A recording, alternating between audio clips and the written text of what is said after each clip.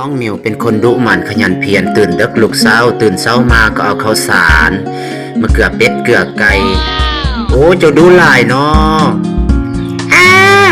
คอยดูอีหลีเด้อ ไก่ของเขาก็หลายมีทั้งโตน้อยโตใหญ่โตผู้โตแม่ว่าแต่ว่าโตหนึ่งพายธงซะแบบนั้นว้าวจะพายธงเฮ็ดหยังเนาะคอยที่ใส่ข้าวสาร และเจ้าสิใส่เฮ็ดหยังเนาะคือจังซี่เจ้าของคอยเกือบพอคอยเฉพาะแต่ตอนเช้าตอนบ่ายตอนแรงคอยบ่มีหยังกินคอยรู้สึกหิวคอยก็เลยเกี่ยมไว้โอ้แบบนั้นบ่แม่นแล้วแม่เอ๋ยทานลูกแน่